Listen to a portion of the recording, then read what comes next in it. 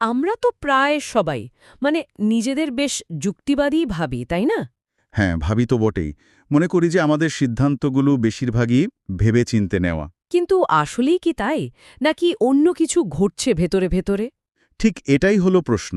আজ আমরা ঠিক এই বিষয় নিয়ে একটু গভীরে যাব, বোঝার চেষ্টা করব নোবেল বিজয়ী মনোবিজ্ঞানী ড্যানিয়েল কাহানেম্যানের বিখ্যাত বই থিংকিং ফাস্ট অ্যান্ড স্লো এর মূল কিছু আইডিয়া। হুম। আমরা বইটির একটা বিস্তারিত সারাংশ ব্যবহার করছি, দেখতে চাইছি ঠিক কিভাবে আমাদের মস্তিষ্ক কাজ করে, কোন দুটো অদৃশ্য শক্তি আমাদের চিন্তা আর সিদ্ধান্তকে নিয়ন্ত্রণ করে। আর কেন আমরা প্রায়শই এমন সব ফাঁদে পা দিই, যা পরে মনে হয়, ইস, এটা কিভাবে করলাম, তাই তো? একদম।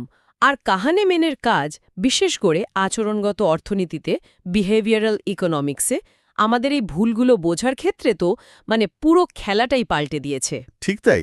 দেখুন, কাহানেমানের কাজের একেবারে কেন্দ্রে আছে একটা দারুণ, আপাতদৃষ্টিতে সরল কিন্তু খুব গভীর একটা ধারণা। আচ্ছা, কি সেটা?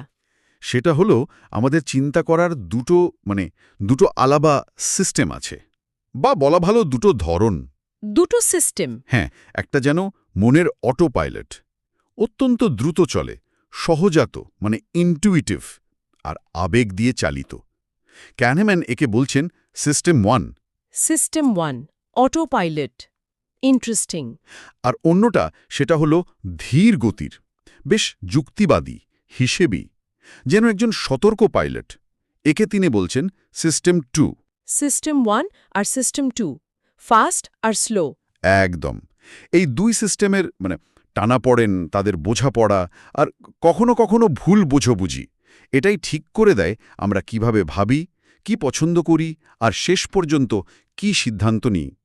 আজকের আলোচনা মূলত এই নিয়েই। দারুণ। তাহলে চলুন এই দুটো সিস্টেমকে যেন দুটো চরিত্রের মতো করে দেখি, হ্যাঁ? দেখা যাক।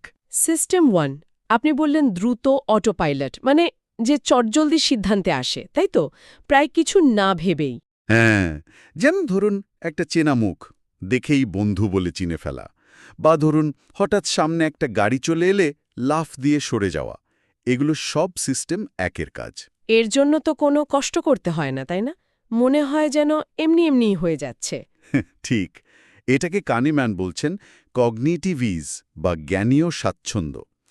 কাজটা করতে মগজের কোনো চাপ লাগছে না। কগনিটিভ ইজ শুনতে তো বেশ ভালো লাগছে, সহজ। হ্যাঁ, শুনতে ভালো, কিন্তু কাহনেম্যান এখানে একটা সাবধান বাণীও দিচ্ছেন। কি সেটা? উনি বলছেন এই স্বাচ্ছন্দ্যের অবস্থাতেই, যখন আমরা খুব সহজে চিন্তা করছি, তখন